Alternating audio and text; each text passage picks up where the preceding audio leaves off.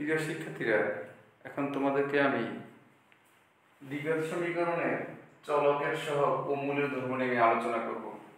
তাহলে দেখো শিক্ষার্থীরা, আগে আমি বলে দিই চলকের সহগ কি আর মূল তো আমরা মনে হয় জানি, আগের লেকচার আমি বলছি। এখন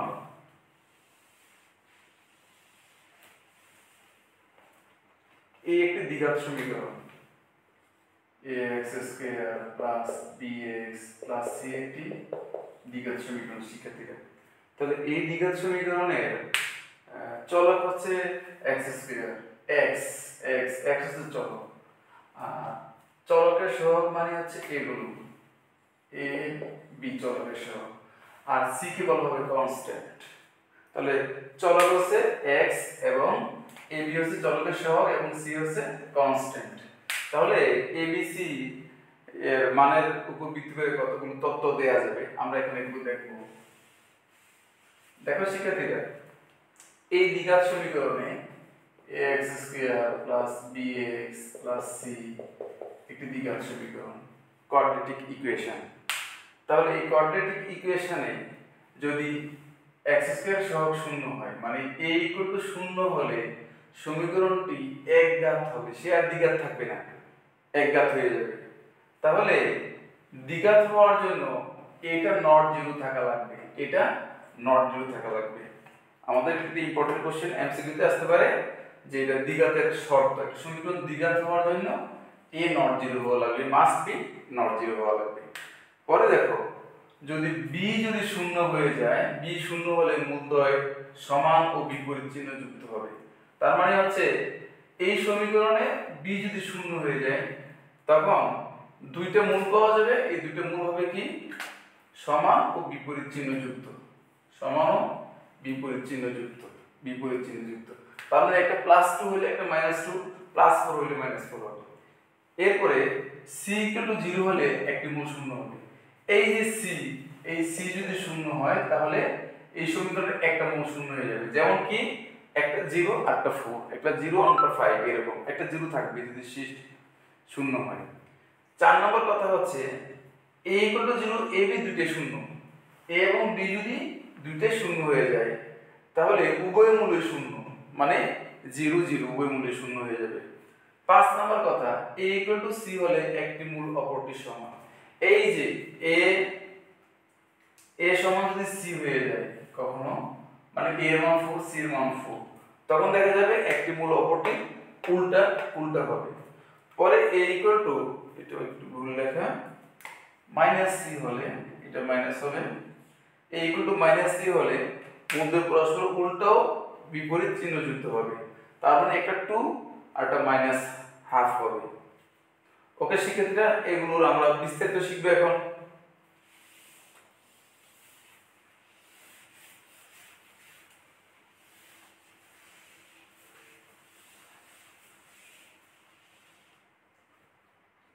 দেখতে পাচ্ছ তোমরা, এইটা একটা দ্বিঘাত সমীকরণ, আমরা ব্যাখ্যা দেখব।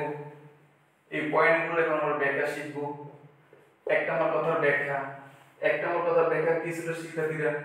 এক নম্বর ছিল হচ্ছে a = 0, a = 0 হলে কি হবে দেখো, a কে আমি শূন্য বসিয়ে দেই, 0 x square bx plus c। দেখো শিক্ষার্থীরা, তখন কি হয়, bx প্লাস c সমান 0, x bx সমান -c, x এর মান -c/b। দেখো শিক্ষার্থীরা, এটা কিন্তু একঘাত সমীকরণ, একঘাত সমীকরণের একটি মূল আসবে, মানে একটা মান আসবে x এর। তাহলে যখন a এর মান শূন্য হয়ে গেল তখন এটা কিন্তু একঘাত সমীকরণ হয়ে গেছে শিক্ষার্থীরা, সে আর দ্বিঘাত থাকতেছে না, একঘাত সমীকরণ সে এখন দেখো, আমরা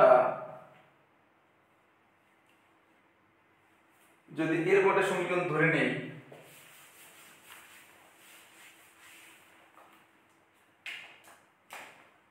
ax স্কয়ার -5x প্লাস 6, তাহলে a এর মান শূন্য বসিয়ে দেই, 0 x স্কয়ার 5x প্লাস 6 সমান 0, এখানে -5x মাইনাস 5x এটা 0 হয়ে যাবে প্লাস 6 ইকুয়াল 0 বা লেখা যাবে 6 ইকুয়াল 5x লেখা যাবে বা 6/5। সেক্ষেত্রে তাহলে যদি a এর মান শূন্য হয়ে যায়, a এর মান যদি শূন্য হয়ে যায় দেখো তোমরা, তাহলে সমীকরণটি আর দ্বিঘাত থাকতেছে না, সে একঘাত সমীকরণে পরিণত হবে। তাহলে সমীকরণটি দ্বিঘাত রাখার জন্য a নট 0 হওয়া লাগবে, a নট 0। এ হচ্ছে সিনেমা নায়ক, মানে এ যদি মারা যায় অর্থাৎ এ যদি শূন্য হয় তাহলে কিন্তু সমীকরণ থাকবে না। এ যখন নট 0 হবে মানে সিনেমা নায়ক কখনো মারা যাবে না, এটা আমাদের মনে রাখতে হবে। দেখো পরে 2 নম্বর কন্ডিশন দেখো শিক্ষার্থীরা,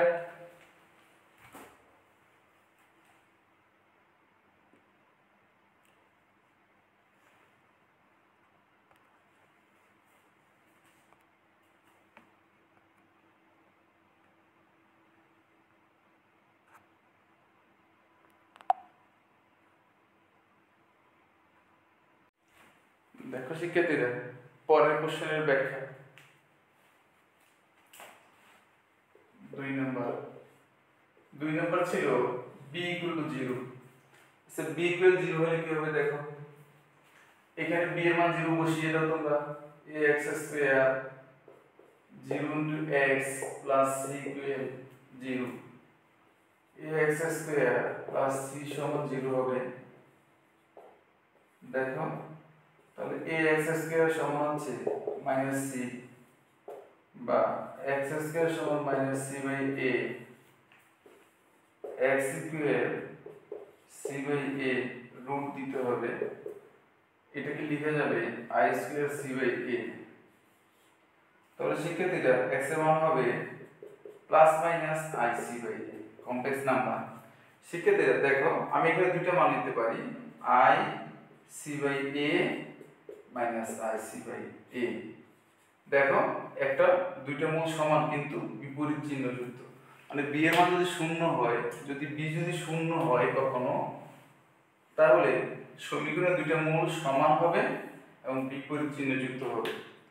আচ্ছা আমরা আরো একটা উদাহরণ দেখব, তাহলে আমাদের কাছে ক্লিয়ার হয়ে যাবে ব্যাপারটি। দেখো শিক্ষার্থীরা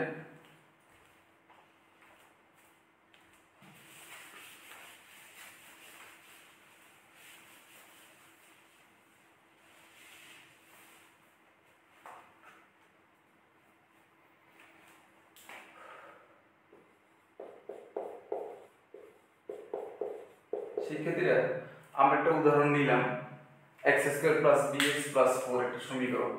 এখানে b এর মান আমরা শূন্য বসিয়ে দিব, দেখো কি হয়, এটা শূন্য হয়ে যাবে, শূন্য লেখা দরকার নাই, 4 ডান দিকে নিয়ে যাই,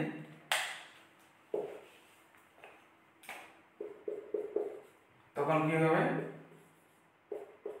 বর্গমূল করে দেই, এটা মানে +-2i।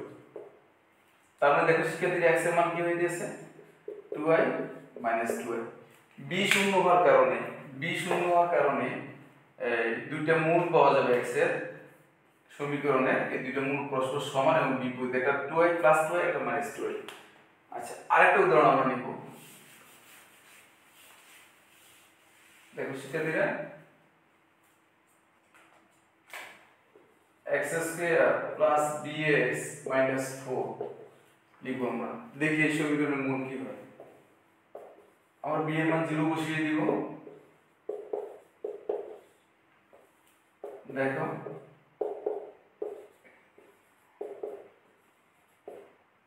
4 এর বর্গমূল করতে হবে,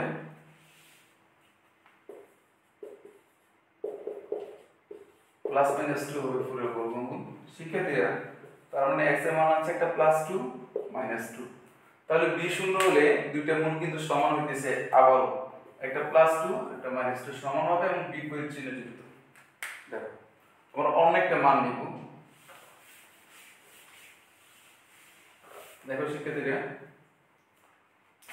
x² অন্য একটি সমীকরণ আমি চিন্তা করলাম, আমি b এর মান 0 বসাবো, 5 ডান দিকে নিয়ে যাই, তাহলে x স্কয়ার 5 লিখা যাবে x ইকুয়াল রুট ওভার 5 বর্গমূল প্লাস মাইনাস। দেখো শিক্ষার্থীরা x এর মান root 5 minus root 5 plus root 5 minus root 5। তাহলে শিক্ষার্থীরা x এর মান কিন্তু অমূলত সংখ্যা আকারে আসছে, তাও কিন্তু দুটো সমান এবং বিপরীত। তাহলে b এর মান যদি শূন্য হয় শিক্ষার্থীরা, b এর মান যদি শূন্য হয়, মূল অমূলত আকারে অথবা জটিল আকারে অথবা বাস্তব আকারে যেভাবেই আসুক না কেন সবসময়ই দুইটা মূল সমান হবে এবং বিপরীত চিহ্ন যুক্ত হবে। আমরা পরের কন্ডিশন নিয়ে আলোচনা করব। দেখো শিক্ষার্থীরা 3 নম্বর ব্যাখ্যা।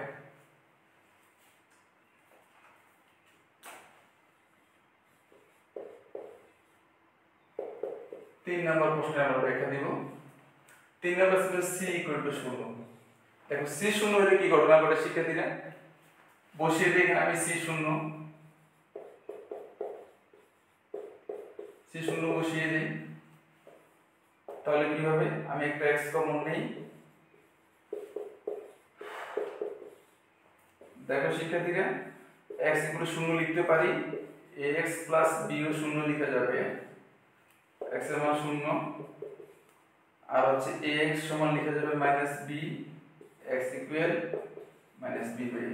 দেখো শিক্ষার্থীরা যদি c 0 হয় একটা মূল 0 হয়ে যাবে, একটা মূল 0 হয়ে যাবে, আর অন্য একটা মূল থাকবে, মানে শুধু একটা মূল থাকবে অন্য একটা 0 হয়ে যাবে, এটা আমরা বলতে পারি। দেখো শিক্ষার্থীরা এখন আমরা একটা সমীকরণ ধরে নিতে পারি। দেখো x² - 5x c একটা সমীকরণ, c 0 বসিয়ে দেখি কি ঘটনা ঘটে। x কমন নেই, x এর মান 0, 5 0, x এর মান 5। দেখো শিক্ষার্থীরা বরাবরই c এর মান যদি 0 হয়, যদি c এর মান 0 হয় তখন একটা মূল 0 হয়ে যাবে। আর একটা মূল 0 হলে আরেকটা কথা বলে রাখি, মূলের গুণফল দেখো শিক্ষার্থীরা 0 * 5 মূলের গুণফল 0 হবে। যখন c এর মান 0 হলে, c এর মান 0 হলে একটা মূল 0 হবে, একটা মূল 0 হলে মূলদের গুণফল 0 হবে।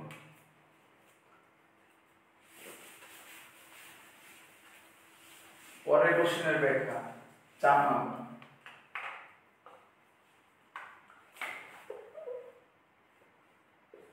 4 নম্বর কি ছিল?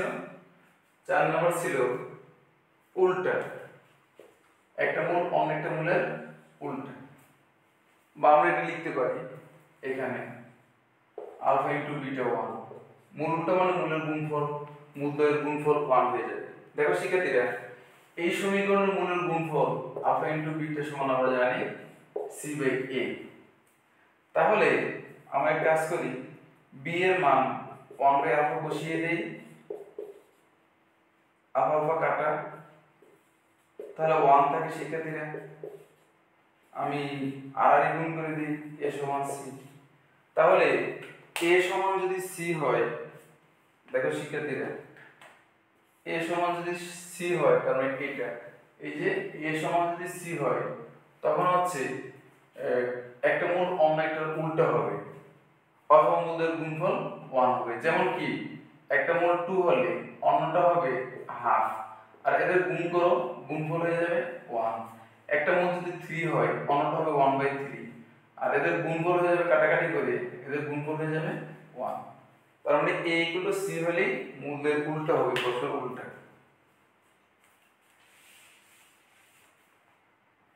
দেখো শিক্ষার্থীরা পরের প্রশ্ন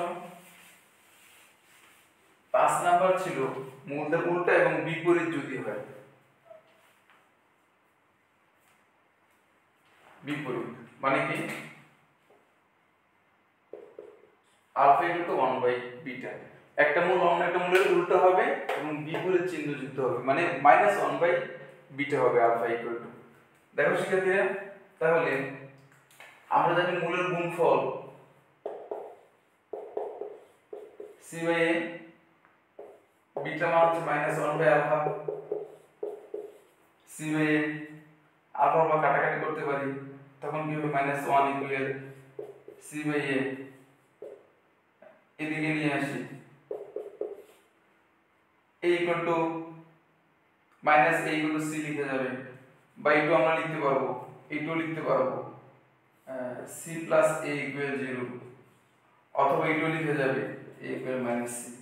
তাহলে একটা মূল অন্য একটা মূলের উল্টা হলে কি হবে শিক্ষার্থীরা, এ ইকুয়াল টু মাইনাস সি। অথবা আমরা বলতে পারি এ ইকুয়াল টু মাইনাস 2 হলে একটা মূল অন্য একটা মূলের উল্টা। আমরা চাইলে এটাও বলতে পারি যখন একটা মূল অন্য একটা মূলের উল্টা হয়ে যাবে, বিটা এদিকে নিয়ে আসি আলফা বিটা মাইনাস 1। তার মানে দুটি মূলের গুণফল যদি মাইনাস 1 হয় তাহলে উল্টা হবে, বা একটা সমীকরণের মূল অন্য একটা মূলের উল্টা হলে তাদের মূলদের গুণফল মাইনাস 1 হবে। ধন্যবাদ।